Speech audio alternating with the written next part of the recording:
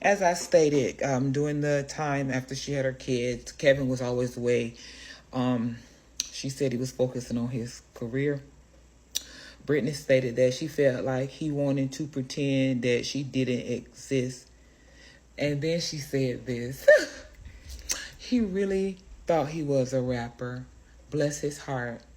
Tell me that ain't no diva. Anyway, 2006, the divorce. Brittany filed for a divorce from Kevin in November. The Federline and Spears divorce was finalized in 2007, and Brittany lost custody of her two sons. Now, my thing is, why they took her kids from her? Really? It sounds to me all conspiracy, just being honest. How they gonna take her kids from her and give it to a man that didn't have no, like, that was dancing behind the people that she... Anyway, 2008, the spiral began. In 2008, the head shaving event occurred. But according to Brittany said that her hair weave was tight. Now, as you know, I am a woman of color, and I wear weave, and it can be tight. And one thing we need to acknowledge is that Caucasian women and African American women are not the same where hair is concerned. And so if she chose to shave her head, it could have been she was tired of that on her head. If you listen to a lot of entertainers, no matter their color, they talk about their hair thinning because these people are wearing all these extensions in their hair, and we around here glamorizing ourselves, trying to be people who are not even in control of them own selves. Okay? So let's just keep that in mind. She shaved her head because she probably was tired of it, but society and the media gonna look at her like she crazy because they want you to fit the narrative they see you should fit. Come on, man. But anyway, another thing I wanted to hone in on too, keep in mind, she was battling divorce. She was forced to move out of her home. She stated she didn't know how to take care of herself. The paparazzi was circling like sharks, but if I couldn't see my sons, I didn't want it to see anybody. So I'm going to stress again, stop judging people based upon what they say and think about what they've been through. But I digress. The Father has words for that about judgment, and we will touch bases on that because I think that is what it was. Even now on Instagram, her comments are turned off because she don't want to hear this. She don't care. Everybody always want to talk about something, but can't she just be herself? Like in the beginning, I stated how I understood how Plies liked her, but what he really likes is the visual. He get money off of us watching him watch her. So once again, somebody profiting off of somebody else. But I digress. She had to give her house up too because she married that man who didn't have as much money, and she had to put the kids up. So don't say she didn't love them. She gave them a place to stay with the man who could have took care of them themselves. Child, please. I ain't gonna get too mad with this because I will. Okay. So we're going on to the conservatorship, but I will get mad because reading her story, there's a lot of things that happen in there that, oof. But anyway, in comes Papa. Okay. In 2008, in February 2008, Brittany was placed in conservatorship. And we're going to show y'all the definition of conservatorship. Conservatorship is a court-appointed duty.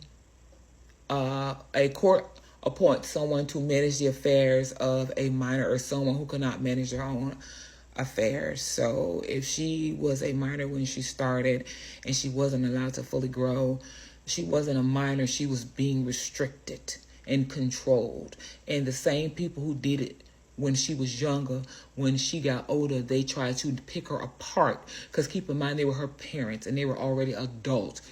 And yes, it was discovered that, yes, her father was an alcoholic. And his other daughter, Jamie, the one that's named after him, said it was horrifying being raised under him. Okay? But the court took her and put her in his care. And he had been an alcoholic since 1970. So, yeah. Anyway. The residency was performed in Las Vegas at Planet Hollywood. The show grossed more than $138 million and won the Best of Las Vegas. She's very profitable. So if you think about that and how people see money, it was more like she was a hostage for their gain. In 2016, Britney's last album was Glory. And in 2017, Brittany got on Instagram and Tess Bark and Barbara Grace started a podcast called Brittanygram. It was just because people like to look at her. But this was a good movement because it bred the Free Britney hashtag. I know that Brittany was done with music, but this is her Glory album cover. It's nice. There were several shots. I did like this. She's a very beautiful woman. And I did find this one to be very nice. We're going to go on now to the Free Britney hashtag years and the later years of her life in 2020 and 2019. In 2019, the Free Britney hashtag really started getting momentum.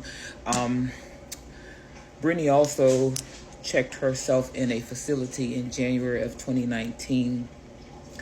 In 2020, Britney released Mood Ring matches and Swimming in the Stars. In 2021, Framing Brittany Spears and Britney versus Spears came. That's when the networks such as TMZ and the New York Times started going after her, but we're going to go there as well. In 2021, the New York Times produced Framing Britney Spears, which premiered on FX and Hulu. The documentary was centered around the invasive media and the built-in misogyny that dogged her career. Now, if you don't know what misogyny is the dislike of contempt for or ingrained prejudice against women, and it's societal. Later that year, Netflix premiered its secretive project, Red, and debuting Britney versus Spears. So they were all just coming at her. Okay, and then lastly, TMZ also created TMZ Investigates Britney Spears, The Price of Freedom in 20. But well, that one came out in 2023. It's in the timeline, but it came out in 2023. My apologies. We're going to go on to Britney letting it all out in 2021 and speaking out in court for her freedom. Okay, 2021, Britney let it all out. Britney spoke out about describing her conservatorship as abusive. Britney stated, "I'm not happy. I'm so angry, it's insane, and I'm depressed." Britney states her father loved the control he had over her, and she put emphasis on the words loved it. Okay?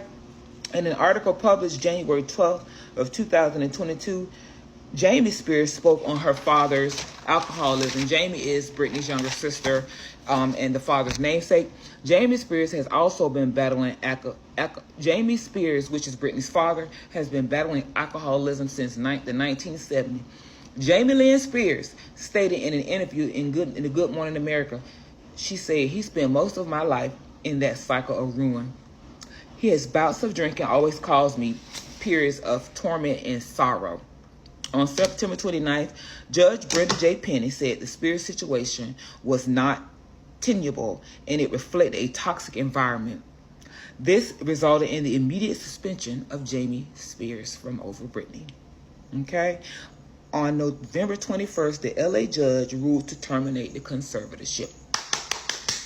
Miss Judge Brenda Penny then moved forward and allowed Britney to have her own freedom. Later in 2021, Britney came forward stating on Instagram she would continue her break from music and performing, arguing that nobody knew the awful things done to her. Britney stated she was scared of people in the music industry. She said this in 2021. How many years did it take for them to go after Puff Daddy? How many? Okay, that's not okay. But anyway, moving on, we're going to go to 2022. It's going to continue on the last one, guys. It won't leave you hanging. Okay, we're going to go into her marriage and where she is today.